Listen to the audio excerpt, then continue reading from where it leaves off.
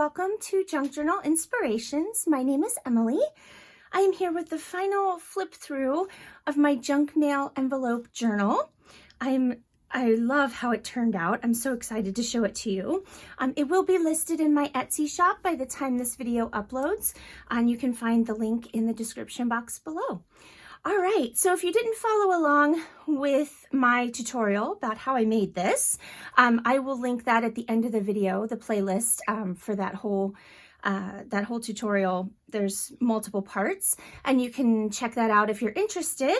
But anyway, this is 10 inches tall by about 6.5 inches wide. And then the spine is about 1/2 inch. It's sort of, you know, it got a little bit bulky inside, but that's what I do. So I'm not worried about that. All right. Let's see. On the front here, I used Tim Holtz double-sided cardstock. I think I may have used a combination of Wallflower and Memorandum, if I remember correctly. And then I just added a little, I don't know what you call it, some bits and pieces here. This is some fabric that I stamped with a vintage little pointy hand stamp. This is a little bingo game piece. This is an antique tin type. It's actually, I don't know if you can hear that. It's actually, you know, tin. It's a photo, and then there's some vintage lace behind there. And the closure is sari silk. It's just tied in a bow here. I used some large eyelets to hold that in place. The spine is covered with some crocheted lace, and then there's the back. All right, let's get inside here. Let me make sure I'm in frame. Okay, I'm gonna zoom in just a little bit. Give me just a second. All right, that's better. It's rather tall, so I have to try to make sure that you can see everything when it's not too far away. All right, so on the inside cover, this is an acetate window envelope that I made with a Tim Holtz die cut. That is part of the tutorial if you want to check that out. There is, I think this is from, oh, I don't know how old this photo is, but I just love it. Everybody looks so happy. And then this is just like chock full of vintage ephemera. So you've got a canasta score sheet here. I just tried to fill it up with as much stuff as I could. All right, and then we've got our little windy guy holding my envelopes down here. So the first envelope has just this little railway identification check, I think is what that is. I'm not sure how old that is, but I just liked the color and I liked how it looked through the window there. And then on the back, you've got a little charm. It's lots of collaging, and most of the pieces that I used to collage were also vintage. In this envelope up here, this is a vintage piece of National Cash Register receipt paper. I have a roll of it. I have a couple rolls of it, actually. I think that was the only thing I put in there, but let's just double check. Yeah, I think that's it. Okay, just tuck that back in. Maybe, come on. I used the little tab punch to, okay, maybe there is something else in there. No, I don't think so. It's just being difficult because I'm filming. Sorry, guys. Let's see if we can, there we go. I think I was, no. We'll do that later. Sorry. Anyway, you've got a little tab there. And then on the back, I've just used some Tim Holtz wallpaper and some vintage ledger pieces to create a little place you could write if you'd like to. This little guy opens up here, And then inside we have, let's see, what do we have? We have an Ohio sales tax coupon, and then these are, I want to say these are maybe Russian or Ukrainian bus tickets. They're really thin, but they're just super cool. So those are in there. And then on the back, got some more collaging. And then this is the large envelope, and I fixed the boo-boo that my little charm had created. You can't even tell it happened anymore. So I just added a piece of fabric and used a vintage stamp on there. And then this is, I don't know what this is. It's like a fabric. It was gummed on the back, but I glued it down because I didn't, I don't know how old it is. And then in here, I created a very large tag out of some vintage book page. And I love the colors in there. And then I just made a little, I don't know, cluster of sorts up at the top with some eyelash trim and some ribbon and some fabric and some crocheted lace. And I know it's totally off center, but that just adds to the character, right? Yes, we're going with that. That adds to the character. And then that just slides in there and you can see it in the window. All right, let's hook this back. And then over here, the large envelope is held down with this big curly Q. I think I had said it was like an incense holder, like for incense cone, but yeah, I love it as a paper clip. So that's what I decided to use it as. We've got some collaging here. This is a Tim Holtz memo pin kind of stuck in here. And then I just added a little piece of vintage film strip in there. Just thought that looked kind of cool. Use some fabric to make that more secure when it sticks through the envelope. And then inside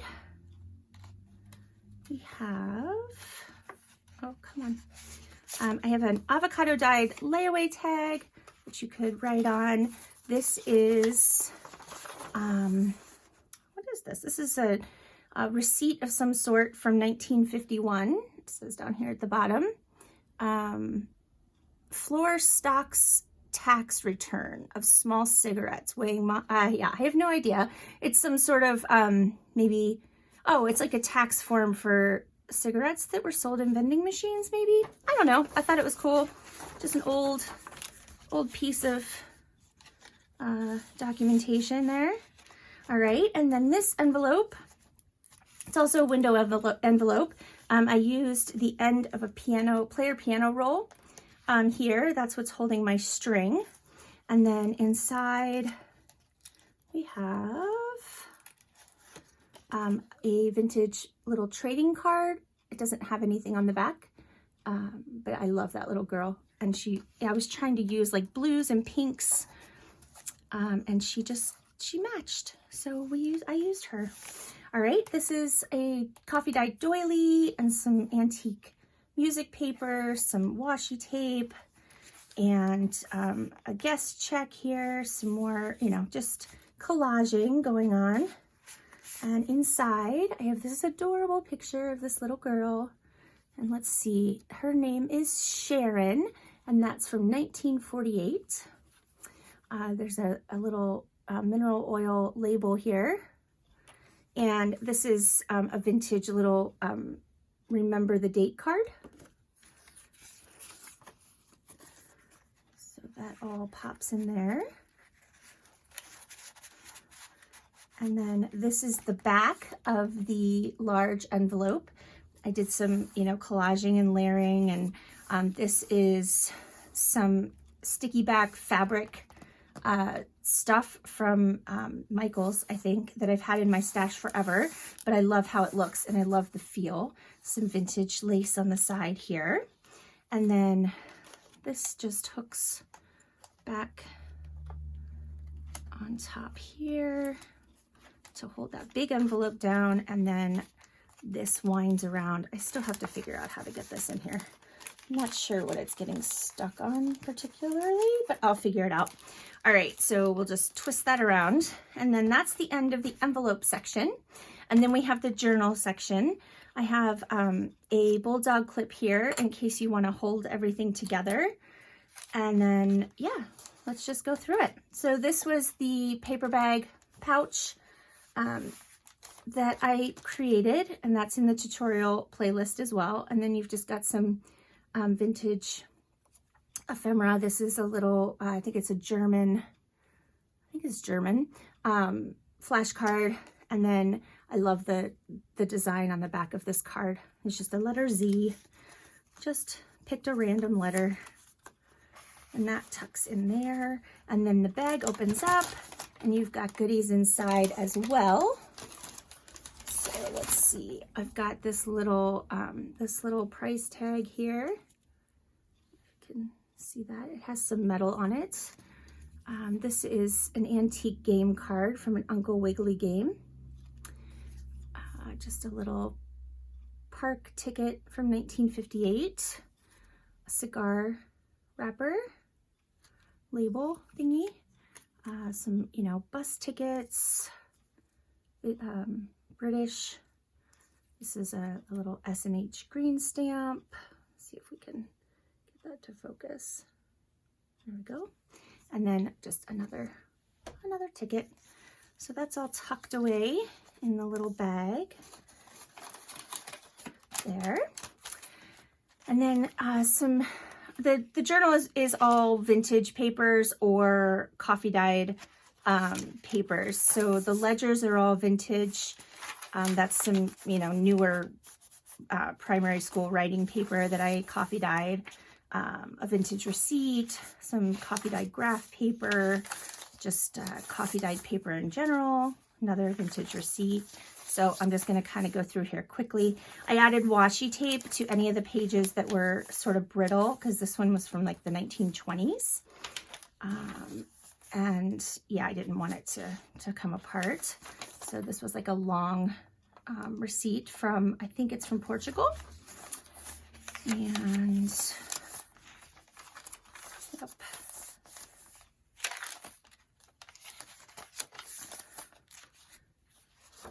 Little bank statement. I love this piece. This is from 1891, and this is real. This is the actual piece. So I love that color. And then the center of the signature, I've added a bunch of vintage ephemera to the Tim Holtz little pocket there. And we have a couple things here in the middle. I have a little see-through bingo token here, and then a coin from Denmark that just already had a hole in it. So it was perfect. There's all kinds of stuff in here. I won't pull it all out. I'll let it be a surprise. And then this is an antique photo of this lady. I think it's a lady, or maybe it might be a little kid. I think it might be a little boy. It's hard to tell, but I just used it kind of as a tab here. And then another acetate window tuck spot. And this is an actual photo, not a reproduction. This is a reproduction of an ad, but it's got some writing space on the back. And then this is a saver stamp, like 50 of them at a time. So it's like a certificate instead of the little individual stamps. Just tuck that in there. All right. And then this is just the other side of the papers. So you have lots of writing space. I didn't over decorate, the journal part at all. So you can actually write in it if you'd like. Or you can add to it. I mean, the spine isn't terribly large, but you probably have a little bit of space. Just a little tab here. My ledger. And then here I have, I made this in a Wax Wednesday video. So you've got some ephemera up here at the top. This is a Cincinnati Zoo ride ticket. And this is a bridge tally card. And then you've got the wax seal here that I did myself. It's a really pretty leaf. I'm not sure if that's showing up very well. And then you've got another couple pieces over here. This is a antique cigarette voucher, and just a little ticket for a benefit from 1958, but it's nice cardstock, and it was pink, so I added that in there. So I had a little bit of a boo-boo here, and so I covered up. I had punched a hole with my Crop-A-Dile. I have no idea what my intended purpose was, but I found it, and so I covered the hole. Well, okay, first what I did was I added this little swivel guy to the hole, right? But then I had the brad on this side, so I just used some washi tape and some other bits and pieces. This is a piece cut out from Lorna Taylor's, I think it's like grunge. Oh, I can't remember the name of it, but, and then Tracy Fox Word, and that's a vintage Denison label back behind there. And then on this side, because this wasn't holding everything very well, I took a vintage piece of like tablecloth or doily. It's like crocheted. I used an old safety pin, pinned it down on the corner so that there's like a little tuck spot to kind of hold everything. This is an antique bingo sheet. This is an old flashcard. This is blank on the back. And this is a 1934 county auditor mailing from, yeah, I don't know, Athens County. I think that's in Ohio. That would make sense. Yeah, anyway, so that's all just kind of tucked in there. And, you know, that little guy holds it a little bit, but not perfectly. So that's why I created that. This is just a little die cut pocket, and I've just added a vintage airmail letter from 1944, and the letter is actually inside there. And we have a negative. I don't know if you can see. I think it's two ladies standing in front of a car. Just thought that was cool. And this is a like deli take a number kind of thing. This is an antique little training.